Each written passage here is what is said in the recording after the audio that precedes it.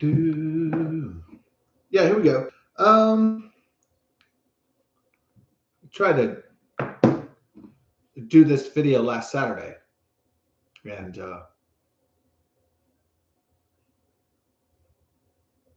yeah, so I tried to do this video last Saturday, but had some issues of my own and stuff like that. So had some issues, and so I wasn't able to. I deleted the video because I wasn't satisfied with it because I wanted to redo it. So I think I'm going to choose to redo it now. And the video is about the Christopher Nolan Dark Knight trilogy, based off Batman and DC comics, created by Bob Kane and controversially Bill Finger. Uh, it was how do I read the history? I think in the most things I've seen since I was a child, in Batman 1989, created by Tim Burton. I believe that Bob Kane was the creator of Batman, but there was an artist or somebody named Bill Finger or Will Finger or something, and they had a big, long legal battle over who created Batman. The problem is that I could create characters, but unless I copyright it, then some friend, some supposed friend could come along and say like, oh, I thought of that. Or if you're creating Facebook and you got Sagarin and the Winklevoss twins, there might be a guy called Mark Zuckerberg who's like, no, I created Facebook. So, it's kind of challenging sometimes because everybody, if you do create excellent ideas, then there's always some fucker that's trying to steal it from you, trying to steal the kingdom from you. So that's just the way it is, right? That's the doggy dog world, but yeah, it's rough.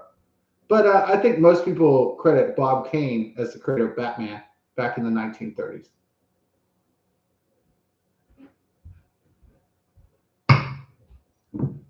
Okie dokie. Go through the history of the Batman and the DC comics. I just specifically want to talk about Christopher Nolan's Batman, the complicated, complex Batman. Batman of DC Comics is a character that is haunted by the trauma of the death of his parents. By sometimes it's a random thug, and then sometimes they choose to make it Joker. So it just depends on what iteration of it. Sometimes it's a random thug, and then I guess most of the time it is the Joker. So it's Arthur. Hey. What? So you're in here? Yeah, I'm just in here for a little while. Just like I'll get out by like 9:30 or something and get the tunes going. All right. Are you sure? I'm sorry. It's just it's the best. I can't do it in the other room because it's connected to the lady's house. All right. Don't worry. I'll be out of here soon. It'll be a quick video. Okay. All right. Don't worry. It's not gonna be a 3-hour video, so don't worry. So no worries. I turned on the fan so nobody can hear nothing. Okay. All right. Thank you. Bella, come on. Come on, girl. Come on. Go get the Mama Lou. Okay. I'll tell you when it's ready for the tunes. I'm sorry.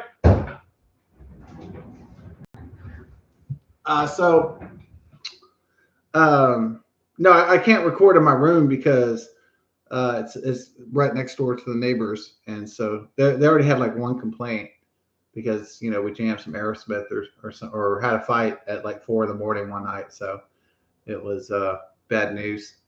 She didn't call the cops or anything. I just pray to the Lord. We haven't had that many cops come out for noise, but occasionally, I've had some pretty radical parties, and especially when I was younger. So sometimes the 5-0 come out. They can only call the cops in Houston if you're loud after 10 p.m. at night. So before that, it doesn't mean you can be as loud as you want. It doesn't mean you can scream at the top of your lungs and play Marilyn Manson and Nine Inch Nails and Metallica to the nth degree, or play a movie that loud.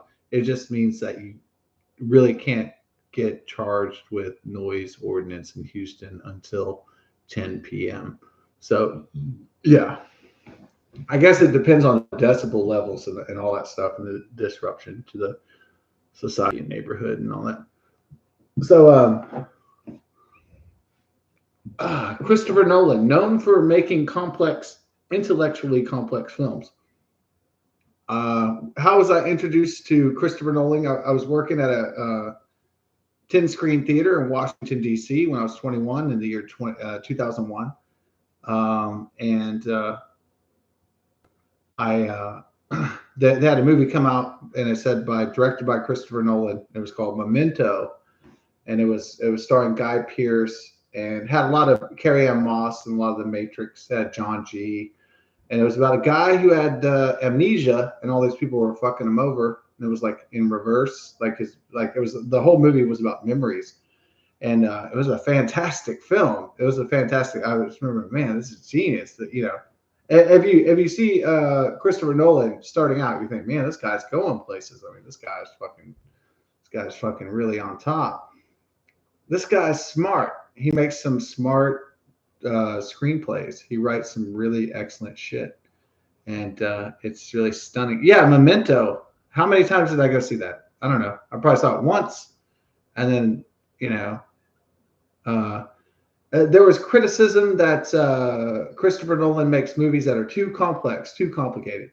Sometimes the concept is too crazy, or it's too complicated, it's too complex. Sometimes there's so many characters it's difficult for the average moviegoer to grasp. So, you have the situation where it's like James Cameron, he makes Avatar, and it's like bad corporate people go to alien world and try to kill the Native Americans. So he's just trying to create some kind of like Spanish conquistadors taking over the Aztecs. A simple fucking story. So you have like directors and screenplay writers that like, hey, let's do good versus bad guys, and colonizers versus natives, and let's just do a simple story like that, right? Like let's do like some kind of biblical simple story. Let's do the Roman Empire against the Jews or something like that, or Egypt against the Jews, or let's do something simple like imperialists versus natives. And that's a simple story to do because it's like you have an aggressor, a colonizer, and then you have like the natives. You have the original inhabitants, and it's like it's an instant moral payoff. It's very simple payoff. But Christopher Nolan doesn't operate typically in black and white, and he doesn't operate in just simple payoffs. So he's a very complicated man, very complicated screenwriter and director and producer. So you don't get a James Cameron just like some kind of simple story. And the reason why he's doing a simple story is that he can do more aliens or special effects or something. You don't get that from Christopher Nolan necessarily. Even his space movies, even Interstellar is fucking really complex. He makes the planets complex. He makes the characters complex. He makes the time complex. He makes everything complex. Christopher Nolan is like the calculus of cinema. He makes it way too complex, and deciphering it, decoding it is, kind of a critic's art form at this point. So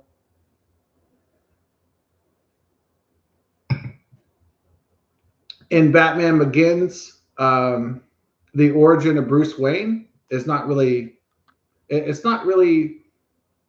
In most other Batman movies, Batman's already Batman fighting the bad guys. So they decide to do a reboot after the disastrous 1997 Joel Schumacher film Batman and Robin that totally fucking bomb crapped at the box office. Christopher Nolan decided for Warner Brothers and Village Roadshow or whoever else produced it to do a reboot of Batman, an origin story where it shows how he was able to fight. And so they have Ra's al Ghul and characters that maybe if you only had to read the comic book to understand, and most people probably hadn't read the comic book unless they're big Batman fans. And so he did a reboot about Ra's al Ghul, who teaches that's in this ancient order, like kind of like an Illuminati or something, and they're called the League of Shadows. And they're like these fearless ninja fighters or some shit like that. And then Bruce Wayne is trained by a mentor in the League of Shadows, and that's how he becomes Batman.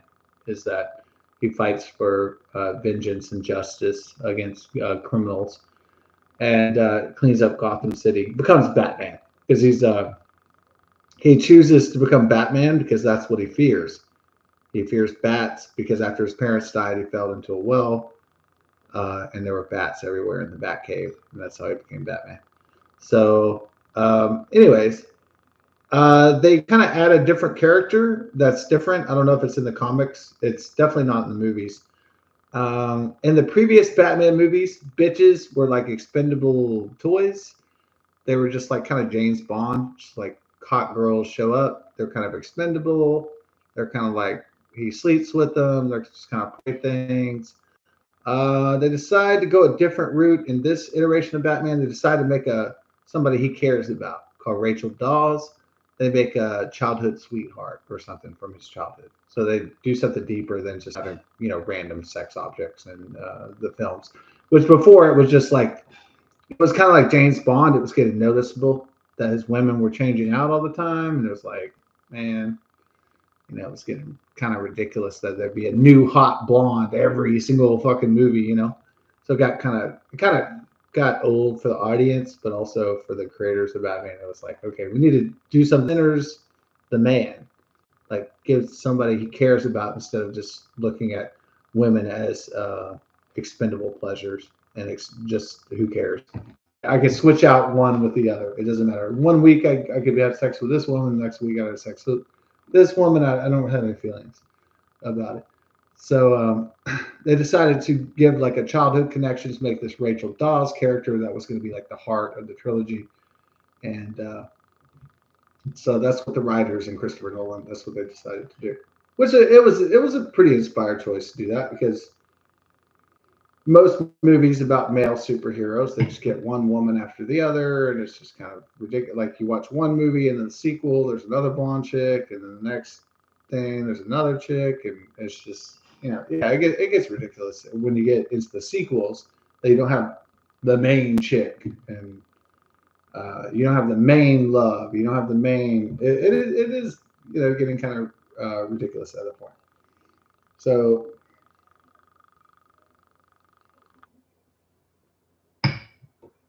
Like if you watch the Karate Kid franchise, that Daniel LaRusso likes Allie, the blonde girl. The next one, he falls in love with a Japanese girl, and the third one, he gets Tim Burton, Joel Schumacher, and it gets boring because it's like what every it's like, we broke up, and the next movie you watch, like it's like, oh, we broke up. Well, I'm with this Italian girl now because I broke up. And it's just kind of like, this is getting old. So that's the nature of sequels, is that kind of bullshit. And that happens a lot. Maybe, I don't know if it happens so much anymore. Maybe it does, maybe it doesn't. But so they decided to give Bruce Wayne a love interest from his past, that he was a little girl, or they fall in love with when he was a little boy or something, childhood sweetheart or whatever. And I guess the beginning of the Dark Knight trilogy, Batman Begins, isn't very confusing. It's just Batman becoming Batman. He wants to avenge the death of his parents. There's the Illuminati force led by Ra's al Ghul. Liam Neeson wants to destroy his father's legacy and wants to purge the fire, as the Illuminati has done for centuries against mankind using economics. Christopher Nolan uses the character of Scarecrow, who was very good in the Batman animated series when I was growing up. Are you familiar with Shoe Nice? Yeah, actually I am. Yeah, Shoe Nice. Yeah. It was tragic learning about his downfall. It's I'm not an extreme auteur of ingestion of peppers and drinking entire bottles of vodka until I pass out, stuff like that. So if I did do something like that, it would be incidental. It would not be planned, to get more views or something like that. So yeah, I'm familiar with that guy. I hope he's not dead or there's nothing wrong with him. Yeah, he was a YouTuber, got really famous, and then he kind of burnt out because he got really screwed up, and almost to the point that he was begging for people to give him rent. So got into a desperate. I kind of feel sorry for him. He got really desperate. Yeah, he's not exactly like Skippy L.A. Beast. L.A. Beast seems like he's kind of together, even though he does crazy shit too. Like he'll drink a whole bottle of jalapeno juice, or he'll do something very crazy, something very bad just to get views. They're both like drinkers that get a lot of views for that kind of extreme behavior. I would call it. And but I think Shoe Nice is worse because I think LA Beast and Skippy 62able is actually kind of logical in what he's doing and the money he's making and stuff. And I don't think Shoe Nice has that. I don't think that Shoe Nice has that type of logic. Is what I fear. So he does not have any kind of regard for himself. So I'm not saying that narcissism is not good, especially extreme narcissism, but you have to have some regard for your health of yourself. You must have at least some of that. And unfortunately, I think that Shoe Nice does not have that level of regard for himself, and that's why it's so dangerous what he's doing. And so I actually, yeah, I've heard of Shoe Nice. I followed YouTube internet personalities for at least it was a personal study. I was fascinated by it. Even before Mr. Beast was big, I've been following internet personalities since PewDiePie and back in the day. Just good personalities, bad personalities, crazy personalities. Whoever. There's a lot of people that have been banned and censored. There's but I've never really. Out of all my time YouTubing, I've never encountered anybody as desperate and as frightening as Shoe Nice. I think. There's plenty of frightening people online or doing YouTube streams or TikToks or whatever. But this guy, I really feel genuinely sorry for him because he's not able to separate reality from the tube, and he's not able to understand that people don't want him to eat 20 jalapenos for a video. And I think that's his particular flaw, is that he's like, don't you want to see me drink gasoline? And it's like, no, we don't. No, we never wanted you to do that ever. Like, he just is so desperate for views and monetization and money that he's become a danger to himself and others.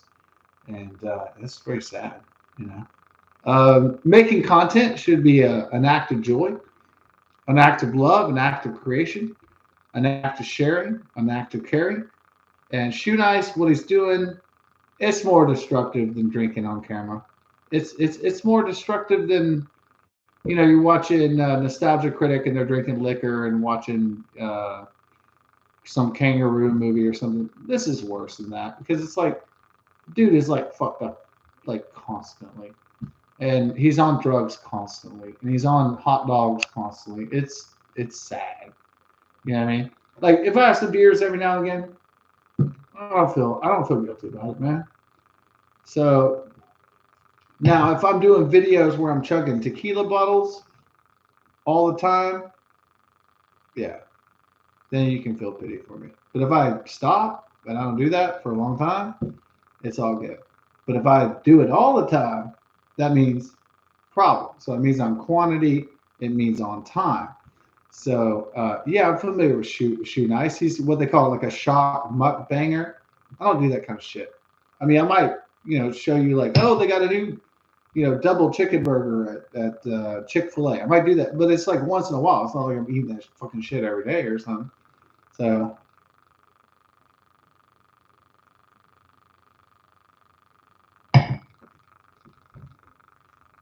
I feel sorry for YouTubers. Yeah, some people are like, do you want more views? You want more subs? Just do this. Just sell out here, sell out this. I'm like, do you want it to have a purpose? Do you really want that? A format? Then it's not very creative if it has it. I mean, it may sound more organized if it has a format. Some people are like, don't you want a format? Don't you want a goal? Like, well, maybe that's a goal is not my goal. Maybe I'm the anti-goal. So maybe it's different. So yeah, I get it. I listen to the criticism and stuff like that. I'm like, you know, I'm doing my channel my way, and I'll take the comments, and I'll take the listen to the feedback and stuff like that. I don't necessarily censor anybody. There was one guy I used to listen to, and he would turn off all the comments, and he'd turn off all the live comments, and he'd erase all the comments. And I got so pissed. And then he realized that he can't really make any money if he turns off all the comments. So he started to allow it just because he could make money. But at first he was turning off all that shit because he thought his shit didn't stink. He thought he was like the best shit since sliced bread, and it was pathetic. I was getting pretty irritated, and so were a lot of his fans. And so I decided, let shit ride. Now, if somebody's trolling me too bad, I will ban them. If it's some guy who hates me from third grade or middle school or high school or something, Scott Wheeler, I hate his fucking guts. He's a piece of shit loser. If there's somebody like that writing that shit in there, I have no choice but to fucking ban him. But if it's just, like some positive feedback criticism, I'm not worried about that. So, the idea. So pretty much, Batman Begins is a typical reboot movie, except for the theme is that it has fear at the heart of it. So that's Christopher Nolan's theme. Is he uses Scarecrow. They want to create a fear toxin in Gotham, so the League of Shadows and Scarecrow and criminal elements can take over Gotham. Batman, of course, stops Ra's al Ghul, and he destroys the Scarecrow, and with Commissioner Gordon, like in a traditional Batman tale. And then Rachel thinks about hooking up with him, maybe. Yeah. All right, Batman saves the day. He kind of gets the girl, but kind of doesn't. But it's like, it's hard if you mess it up. If you mess it up with a pretty girl, if you mess it up and she thinks you're a creep, you've already fucked up. So if it's fine, if she wants to hang around with you and y'all hug each other and y'all are on an intimate basis, that's okay. But if you fuck it up once, you do one fucking crazy thing, that girl is gone. So there's not a lot of healing with that, So it's either you got to strike while the iron's hot. You can't just wait until the girl's taken, because somebody's going to figure out she's beautiful, and some other person's going to take her from you. And so you gotta seize the opportunities that are, in front of us.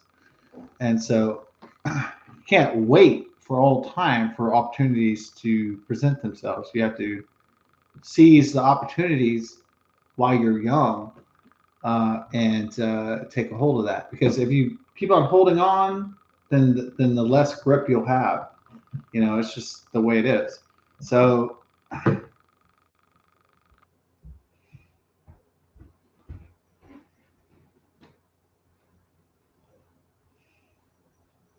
all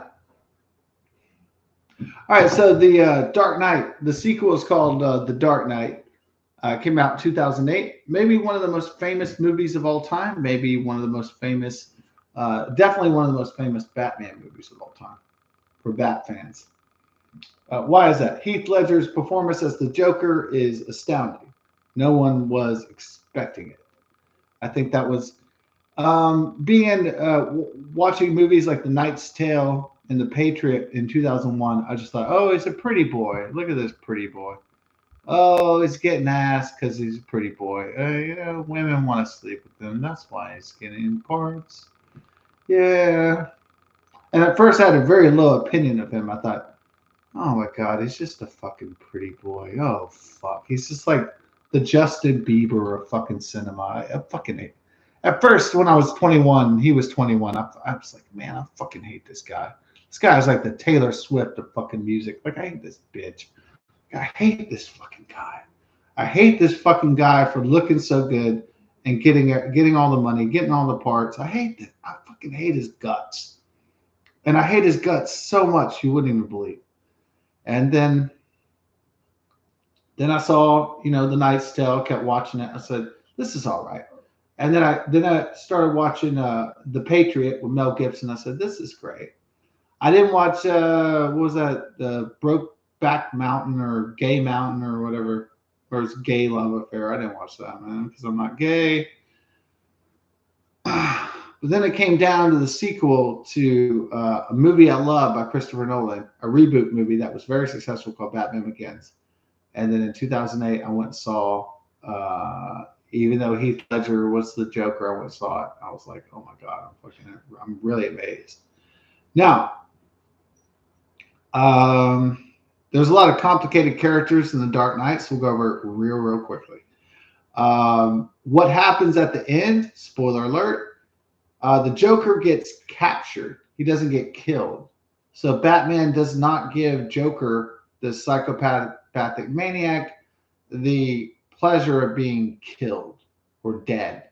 He makes him suffer in a insane asylum or a penitentiary, a supermax penitentiary. So Harvey Dent, who was corrupted by the Joker and had half his face blown off, he goes on a murderous rampage, angry that Rachel Dawes is killed by the Joker. Starts killing off mob people, starts killing off cops, and goes on a massive rampage. Eventually, he dies after he tries to kill Jim Gordon's son, and Batman stops him, and he falls off a long embankment. So then, unfortunately, Harvey Dent, Two-Face Harvey Dent, is dead. So the confusion is in the movie is that here's the thing with Christopher Nolan. He wants the audience to put pieces together. Most movies spell it out. So most movies, when they capture the villain, right, they capture Joker, they show him dead or they show him in the prison. So if you watch The Batman or something, it shows the Riddler in prison and the Joker in the Arkham Asylum, right? So it's like most movies, they spell it out. They say, this is what's happening. This person's dead. This person's in jail. This person's crippled. This person's injured. All right. So most movies spell it out for the audience. Christopher Nolan does not do that. Okay. So if you know anything about watching Christopher Nolan movies, he does not solve the problems for you. He does not tell you exactly what's happening. Or shit's so complicated and complex, convoluted. He does not tell you what happens to characters. He lets you try to figure it out. So, in any other movie, Joker would have been dead, or he would have been in penitentiary or an Arkham Asylum. You would have seen it at the end of the movie. He's in prison. He's dead. Or he's bloodied or whatever. No. All he does at the end of The Dark Knight is dangle Heath Ledger's Joker, and that's it. And then the cops come in. But he doesn't show you what the conclusion is. And it's not even mentioned in The Dark Knight Rises. What happened to fucking Joker? Did he just die in prison? Did he die in Arkham Asylum? Who fucking knows? He's not mentioned again in the next film. So Harvey Dent, Two-Face Harvey Dent. So he dies before he's able to kill the kid. And then basically Batman says that he did the crimes of Harvey Dent to protect the integrity of Gotham City. And so that's what him and Jim Gordon, Commissioner Gordon, decided to do. So it the problem with most Christopher Nolan movies, there's so many characters, there's so many parts that could easily, extend into like 5 movies or 6 movies, sagas. That is condensing all this like intense material into 3 movies. And so really the Dark Knight Christopher Nolan saga could have went on like 9 movies. There's so much material and characters. It's just they condense it so quick, and it confuses the audiences because there's so many characters and there's so many complexities and there's so many relationships, and it's like, who died, who got in jail, who got sent to the insane asylum. A lot of times people don't even fucking know. So it's complex. It's like relationship status. What is it? It's complicated. That's Christopher Nolan. If Christopher Nolan had a relationship status, it would read, it's complicated. Now, do I believe that this style is wrong? No. I mean, it's a highly intelligent style. But I think if you're not definitive on your endings, like if a character dies or goes to jail or to a mental institution, that or escapes or something, I think that needs to be clear at the end of the. I don't think you need to make movies in which the audience doesn't know what happened, the ultimate fate of the characters.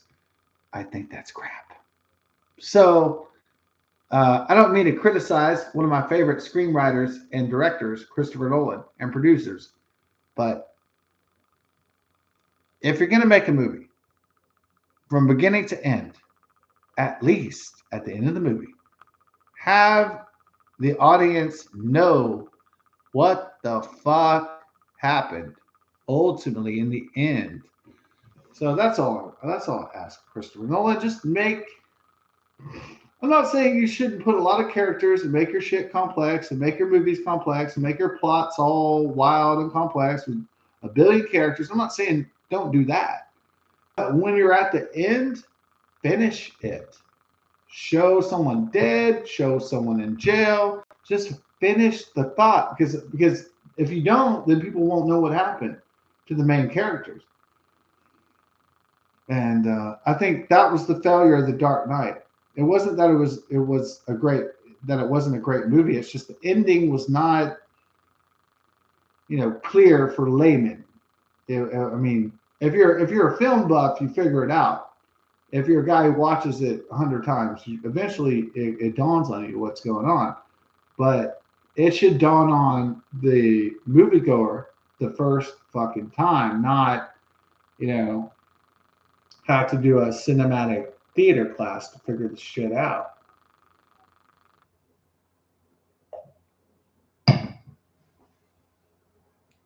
So there we go.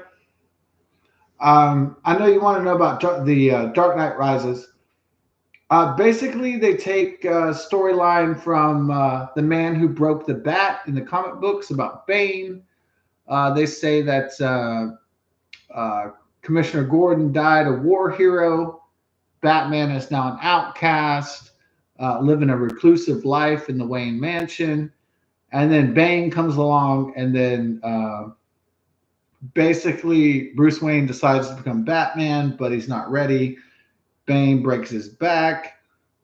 He goes back to the pit of Ra's al Ghul, and Ra's al Ghul's daughter wants revenge on Batman and wants to take over Gotham City. And they threaten Gotham City with nuclear weapons. And there's Robin. There's also Catwoman, played by Anne Hathaway, and she is in Bootylicious Black Leather. It's from 2012. So you want to look at some quality black leather English female ass, then there you go. No, she's a great actress too. But Anne Hathaway is so beautiful. She is like one of the greatest Catwomen's ever. And no disrespect to the other Catwomen's, but Anne Hathaway can rock a fucking leather black suit and the booty and the boobies, harder than most chicks ever could. So it's yeah, they just wrap up the story in The Dark Knight Rises. Bruce Wayne leaves behind Batman. He leaves behind his dead former widow, Rachel Dawes, his childhood lover, and he starts to love Catwoman, played by Selena Kyle, Anne Hathaway, and then it's like a really happy ending and everything. Bane's defeated, and also Talia Ghul, which is Ra's al Ghul's daughter that was trying to get revenge. So it's just, I mean, basically, The Dark Knight Rises is the epic conclusion to the trilogy. So, is it pretty good? Yeah, it's pretty good. Yeah, I mean, I like it. It's definitely different than the other films. So, um, unfortunately, there was a tragedy that night. I went to the midnight showing, like so many other Batman fans, and so many Batman lovers, and so many film lovers, and so many Christopher Nolan lovers. And I went to the midnight showing, probably at Santikos Creek Theater, in a break from work, and went to the theater. And then the next day, learned about Aurora, Colorado shooting, where a guy went into dyed his hair orange, and he was mentally ill, and he started shooting. I think he killed like 20 people with a machine gun at Aurora, Colorado. It was called Century 19, I believe, theater, if your memory serves. Of course, your memory serves. You got a authentic photographic memory, baby. Of course it does. Never doubt your memory. If you doubt your what does Gary Busey say? If you doubt yourself, that's shouldn't do that or something. You shouldn't doubt yourself. So yeah, unfortunately, all those people. Some people, I guess, in midnight showings back in the day, they could bring children, which normally it wouldn't be allowed that you could bring children to midnight shows back in the day. But I guess this was Colorado. Maybe it's a leftist state. They have you know So, anyways, a lot of people died when this guy James Holmes came and he died himself as Joker when The Dark Knight Rises came out and blew those fucking people away at midnight show. So then I remember being a movie guy. I'd been working at movies for years, Washington D.C., Houston, Texas, all over the place. And then they started canceling midnight movies because they couldn't guarantee security. And I was like, they used to have midnight movies all the time. I used to love going to mids. Now I can't have midnight movies because some guy blew 30 people away or whatever in a fucking Batman movie. Now I can't. So getting midnight movies back, it at least took like 2 years. I couldn't go see a midnight movie, I don't think, until without high security until like 2014. It was like I remember going to the AMC's and stuff, and I remember going to the movie theaters trying to go see a mid, and it would say all the midnight movies are canceled. You can only watch the latest movie you can watch is 10 p.m. because that's the latest point we can guarantee your safety with security. I was like, oh fuck! It's like somebody fucked up the fucking mids. Nobody goes to shoot up the 10 o'clock show because there's only like two fucking dudes in there. Motherfucker fucks up the mids. Sad, tragic. Not just because I can't go see the mids, but I used to go see the midnights all the time. That was the best. And now they had to cancel it for fucking 3 years because of fucking some dude who was mentally fucked. Some dude who had fucking schizophrenia or whatever, or MK Ultra psyop or whatever the fuck this shit was. It's just fucking shit. All the way around. It's like I'm gonna go to my fucking midnight showings, bro. What the fuck? Anyways, that's what happened. I remember being in second grade and they took away our recess, and the teachers would take away our recess. One bad kid would misbehave, and the teacher would say, "You don't get your recess and play in the playground." That's kind of like what happened with James Holmes, but it's like a terrorist.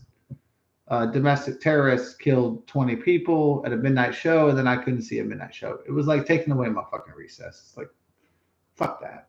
Why should society get their recess taken away? Why should, if there's September 11th, 2001, why should I get my balls fucking inspected by the fucking Transport Security Administration? I mean, it's like, why do we get our rights and liberties taken away because these fucking psychopaths? I mean, it's fucking ridiculous, you know? So, anyways, that's enough of that rant. But you know what I mean? Like, why do we get our recess taken away? Our fun time? It's like, come on, dude.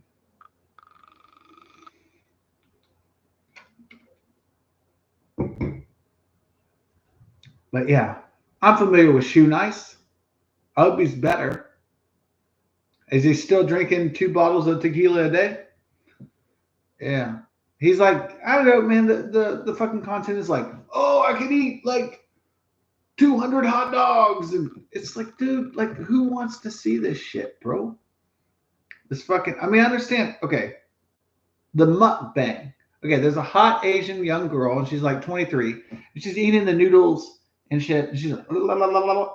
And guys are kind of imagining maybe she's licking their dick or something. That, yeah, I understand the mukbang, like maybe the sexual fantasy of it, but this guy, dude, man, I don't understand what kind of fantasy people are fantasizing. I mean, I don't understand how this guy even makes money, dude. And it's just, yeah, it's sad, man. So, yeah, I've been familiar with most, old school YouTubers, new school YouTubers, mid YouTubers, wealthy YouTubers like Mr. Beast and PewDiePie. Yeah, I've been checking out all the tubers. I mean, it's kind of like checking out all the transmissions. It's fun.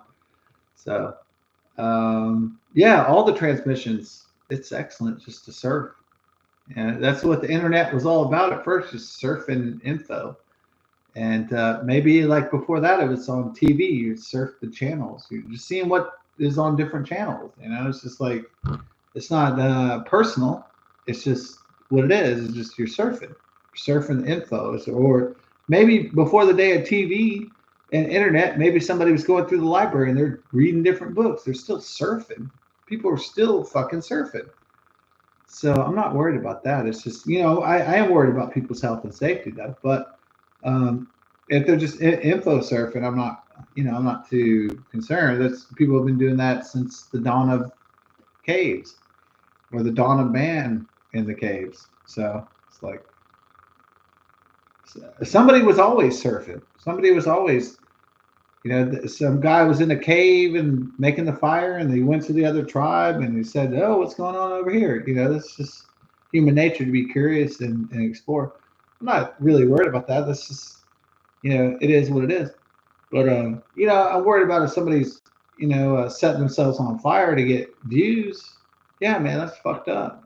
They're downing bottles of gasoline to get views. I'm not excited about this. This is terrible. That they're so desperate to get their increases, to get their that people would do such desperate acts for money. And it's like you don't. I could understand if you did desperate acts for principle. You're defending the country or something. You die to save the country, or you die for a principle. You die for an idea. But that these people are willing to die for subs and views and Patreon subs and Patreon or YouTube monetization. That's sad. That's disturbing. That somebody would die to get TikTok views. That's fucking fucked up. So it's not one. No, some people are like, well, don't you want to increase your views and be more successful? The idea is the idea. So it's not really the money. The ideas are beyond money. They're beyond time. They're beyond space. They're beyond anything. It's about the spirit at that point. It's not about money. It's not about material things. All right. It's about the ideas.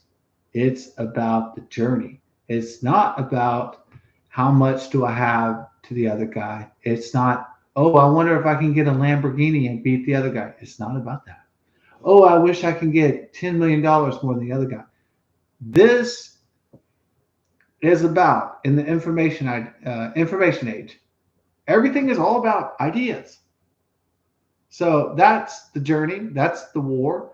That's also the adventure. So I'm not very materialistic. I'm not interested in getting a fat bank account. I never have been. And I accept that and I fucking love it. I fucking love it. It doesn't mean I'm not capitalistic. I am. But it is not my sole focus. So if it's other people's sole focus in life, get money, get bigger houses, bigger cars, then more power to you. If that's what makes you happy, then that's what makes you happy. But it never made me happy. So I think Paul McCartney and the Beatles, they once said, money can't buy you love. That's very true. Yeah, I know it sounds hypocritical when multi-million dollar billionaire singers sing "Money Can't Buy You Love." I know that sounds like when Beyonce or somebody writes a song, "Money doesn't cost, love doesn't cost a thing" or something. I know people feel really insulted. I get it. If Taylor Swift was a billionaire soon and she wrote a song like "I don't care about money," man, people would be pissed out their ass. They'd be so ticked. But I totally, actually, I understand it. So it's not a really, I'm not gonna judge anybody. Even if you're a multimillionaire, a billionaire, or a silver spoon kid, and you write a song, I don't care about money. I'm like, I get it. Even I know it sounds hypocritical and shit, but it's like, you know, but I know it sounds less hypocritical if I have $0 and I say I don't care about money, then people actually believe it. But if Taylor Swift or the Beatles do a song like that, it's like fucking it's harder to believe, right? It sounds like a bunch of hypocrites and hipposhits. I get it. Peace.